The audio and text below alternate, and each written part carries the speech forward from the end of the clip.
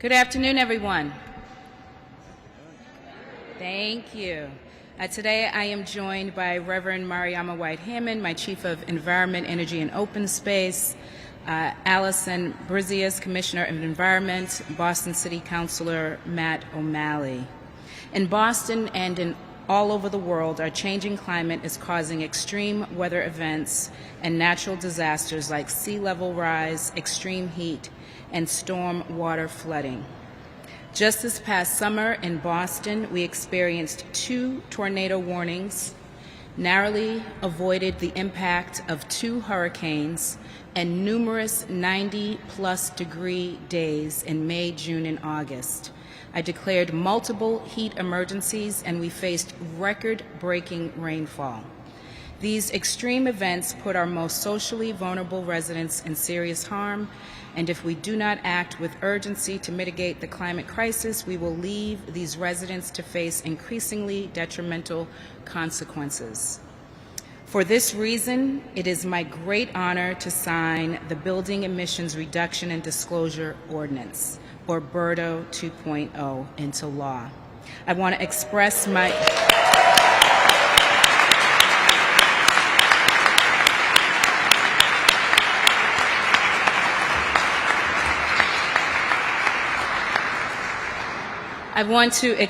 my appreciation to Councilor O'Malley. We're also joined by Councilor Kenzie Bach, and I want to thank the entire Boston City Council. I especially want to thank Commissioner Alison Brizius, the Environmental Department, for their years of work on developing the ordinance.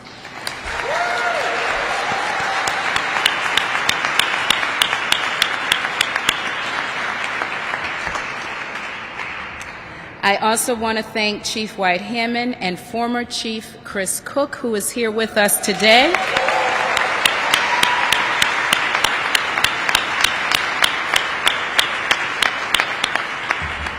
And all of our external stakeholders and partners for collaborating to create this groundbreaking policy. We know that BERDO 2.0 is the single most impactful piece of legislation that can reduce our city's carbon emissions. Today, one day before National Energy Efficiency Day, I am truly proud to sign this legislation that puts us on a path to carbon neutrality and ensures our young people and most vulnerable residents have a safer future. This ordinance was created with an equity lens to reduce carbon emissions, prioritize environmental justice, and create green jobs.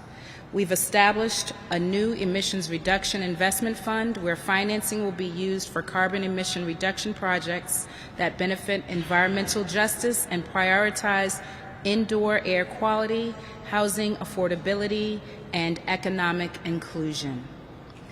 This policy also states the creation of a new emissions review board that will consist of at least 2/3 community representation nominated by community-based organizations with missions prioritizing environmental justice populations.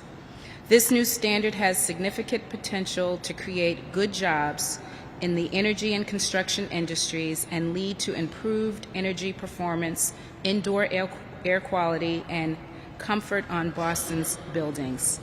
Today, through the signing of BERDO 2.0, we are making a major stride forward towards ensuring the health of our residents and our planet. Now, I will hand the mic over to Councilor O'Malley to share some remarks before we sign the ordinance.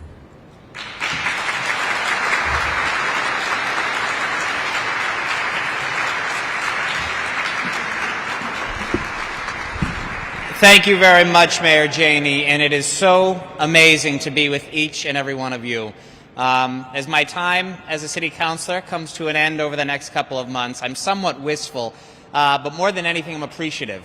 I'm appreciative for the people in this room, and I will not name you because invariably I will forget someone, but I'm thinking back with maybe row 3 back there that would sit with me around the Piemonte room nearly 5 years ago as we talked about working to create a net zero carbon building code, and we had 3 priorities, or 3 legs of the stool. We were going to do new municipal buildings, new 20,000 square foot buildings, and then retrofits. And few thought we could get it done. But from those early days, we began building a coalition that was rooted in equity, that was rooted on really setting as big a table as humanly possible. And Mayor, because of your leadership, Chief White-Hammond, because of your leadership, Chief Chris Cook, and I want to also give special acknowledgement to our Secretary of Labor, Marty Walsh, who I know was pushing this, who was a huge part of it. And for Secretary Walsh, and we know Secretary Walsh is a big Patriots fan. There's been a lot of talk this week about quarterbacks, perhaps the greatest quarterback of all time. Well, for my money, the second greatest quarterback of all time is Dr. Alison Brizius, who made sure that we got this done.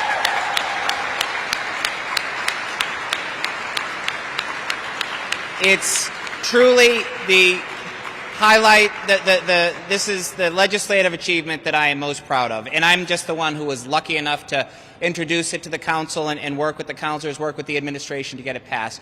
But it really is the people in this room, so many individuals who over community meetings, then Zooms, came together to figure out how we could do this aspirationally but also achievably. And that is the crucial difference.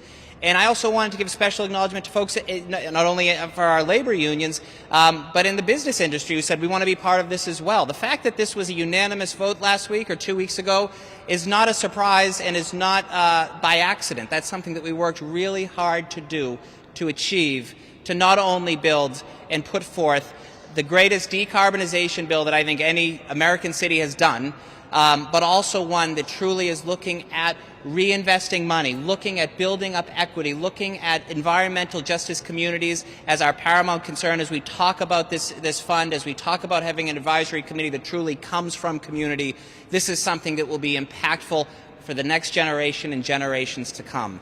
It is no surprise that I have heard from city councilors and individuals who work in city and municipal environment departments around the country over the last 2 weeks saying, what did you guys do in Boston? How can we replicate it here? This is just the beginning, and because of our collective work together, we truly are going to build a better city, a better Commonwealth, and a better planet for all of us. Thank you very much to each and every one of you for making it happen.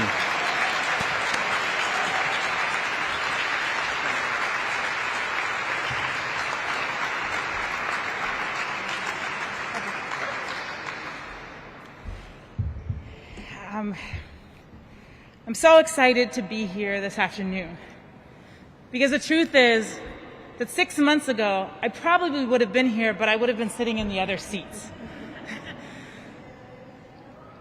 I want to take this moment to just celebrate what is possible when communities come together, when we dream and imagine that something is possible and we will work to make it happen.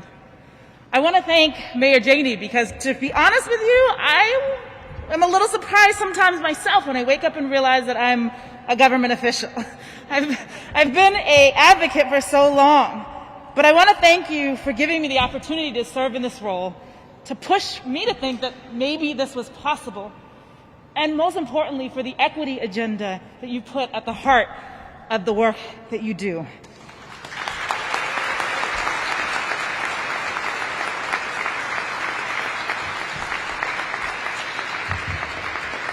So even though I'm a preacher, I'm not going to talk too long, but I do want to say that this is really just the beginning, that really the work we need to do is to dig in together to figure out how we keep pushing ourselves, how we keep innovating.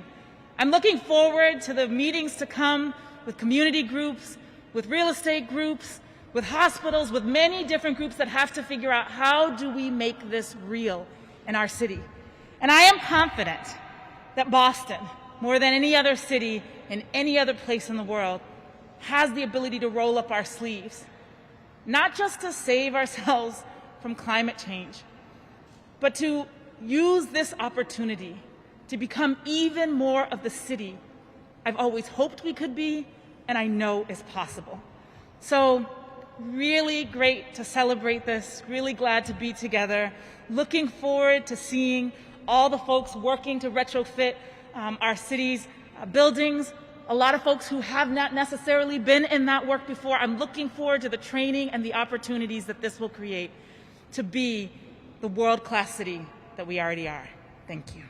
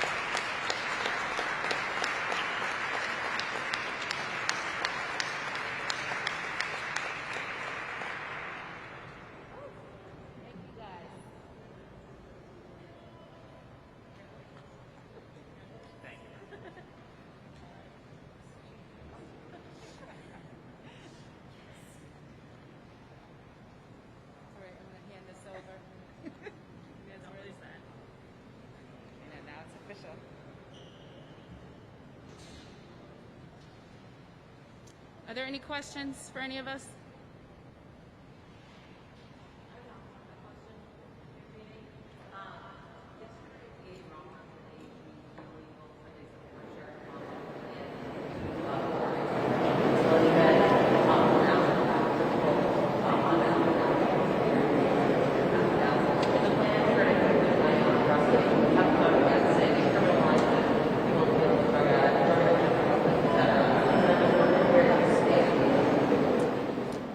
Thank you so much. So this is a very important topic as we think about how to best serve those who are dealing with substance use disorder in our city. And we certainly need to look at various options. I understand the concerns that have been put out there. There is a long history in our country of criminalizing substance use disorder, and we want to be careful not to do that in this case. We do need to think about how we can best refer people to treatment and how we can make sure that they get the treatment that they need.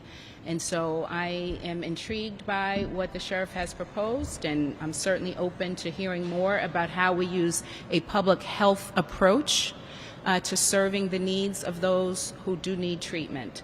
I am in conversation with the sheriff as well as DA Rollins, as well as the governor, with a number of key agencies around how we address this issue locally, as well as looking at a regional approach to this issue. As we know, substance use disorder knows no boundaries, that people all over our Commonwealth are also dealing with this issue. Thank you.